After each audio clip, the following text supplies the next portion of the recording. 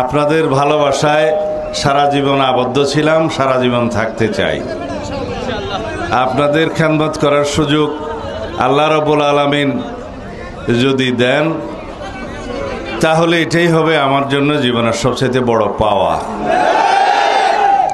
জীবনের শেষ মুহূর্ত পর্যন্ত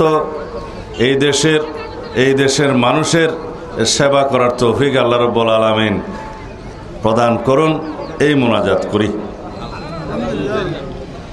পেকুয়া উপজেলার আমার নির্বাচনী প্রচারণার শুরুতেই আমি এই জায়গায় দাঁড়িয়ে আপনাদের সাথে কথা বলে আজকে শুরু করছি। এখান থেকে যে শিলকালি হয়ে, বারোবাকিয়া হয়ে, টৈটং হয়ে, রাজাখালী হয়ে, তারপরে পেকুয়া, তারপরের দিন আমরা পেকুয়া, মংনামা, ওজানটিয়া হয়ে 2 দিনে নির্বাচনের পুরাদমে কার্যক্রম যখন শুরু হবে, তখন ইনশাআল্লাহ আরও বিভিন্ন জায়গায় একদম ঘরে ঘরে যাওয়ার চেষ্টা করব, যতটুকু আল্লাহ তৌফিক দেয়। তার আগে আমার একটা অনুরোধ, আপনারা সবাইকে আমাদের পক্ষ থেকে, দানের শীষের পক্ষ থেকে, দেশনেত্রী বেগম খালেদা জিয়ার পক্ষ থেকে, আমাদের নেতা জনাব তারেক রহমানের পক্ষ থেকে একটি সালাম পৌঁছে দিবেন ঘরে ঘরে। দিবেন তো? সবাইকে দানের শীষের পক্ষে সালাম পৌঁছে দিবেন। আমার নেত্রী, দেশনেত্রী বেগম খালেদা জিয়ার সুস্থতার জন্য সবাইকে দোয়া করতে বলবেন। আমাদের নেতা জনাব তারেক রহমানের পক্ষ থেকে সবাইকে সালাম পৌঁছে দিবেন।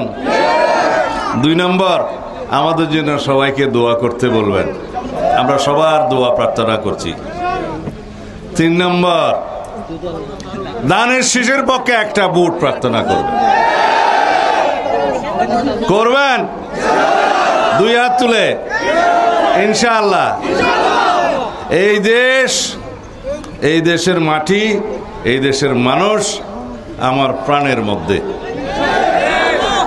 আপনারা জানেন ইনশাআল্লাহ আগামীতে জনগণের সমর্থনে, আল্লাহ রাব্বুল আলামিনের অশেষ রহমতে যদি বিএনপি রাষ্ট্র পরিচালনার দায়িত্বপ্রাপ্ত হয়, সরকার গঠন করে, তাহলে এই পেকুয়া চকরিয়া যত যা কিছু উন্নয়ন আছে ইনশাআল্লাহ ভরপুর উন্নয়ন হবে।